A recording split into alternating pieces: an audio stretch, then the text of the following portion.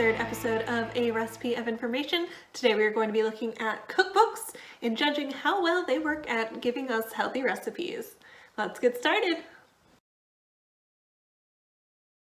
The library has so many amazing cookbooks. They are categorized using the Dewey Decimal System. They start out in the number 641.5. That number is then gradually built upon depending on the contents of the book. For example, paleo cookbooks are generally in 641.563, or Japanese cookbooks are found in 641.5952. To guide our search, we are going to have to look on our online catalog. Here we are on grotonpl.org, and scroll down a little bit, and here is our catalog where we will search healthy cookbooks. I'm going to do some narrowing down by clicking over here where it says only show available. I'm going to click that so that will lead us to results that are available and not checked out to other patrons. And I'm going to choose the Groton Public Library because that is where I am going for my books. I want to note that Healthy Cookbooks gives us 125 results with our available and Groton Public Library indicators. But if you change it to Healthy Recipes, with those same indicators, there's 219 results found. So just changing the word cookbooks or recipes does give you different results.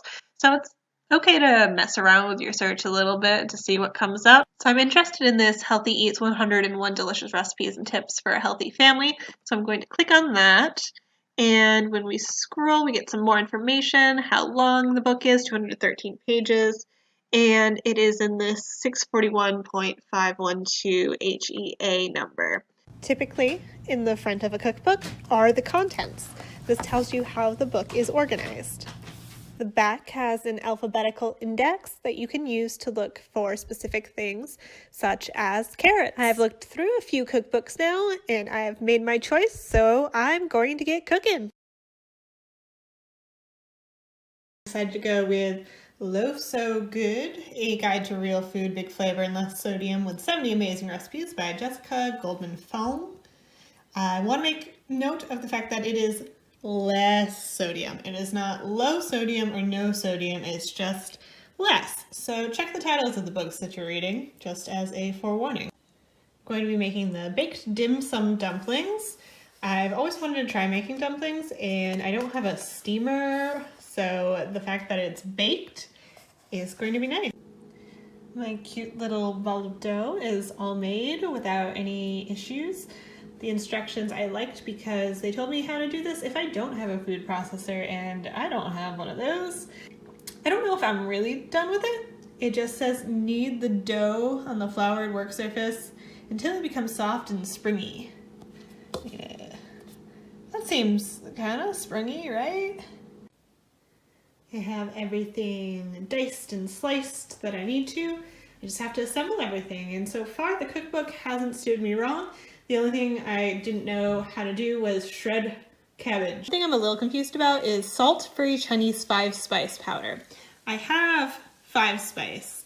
The problem is it was the only one I could find, and even that was hard. It says no MSG, and then the ingredients are just cinnamon, anise, ginger, fennel, and cloves, so I don't know if it's salt-free or not. The fillings are all done. They just have to cool down, and it will be time to assemble. They are assembled. They don't look beautiful, but they're together.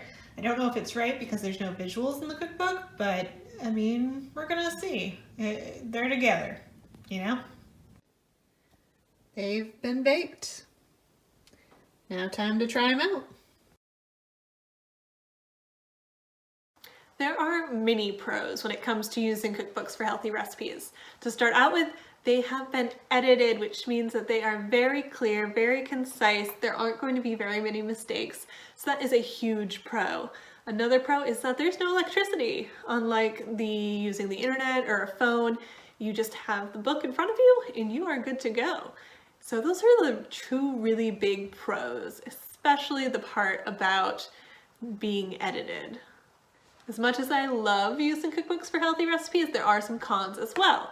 To begin with, they can be quite expensive, but that's barely even a con because the library exists and we have plenty of cookbooks for you to choose from.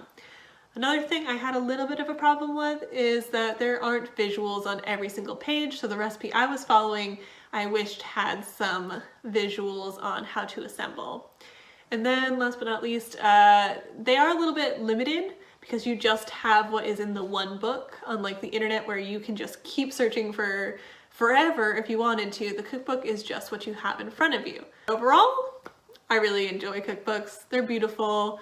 They open up your minds to different possibilities and give you really good instructions. So don't forget about cookbooks. I know the internet's great, but cookbooks will always be there for you.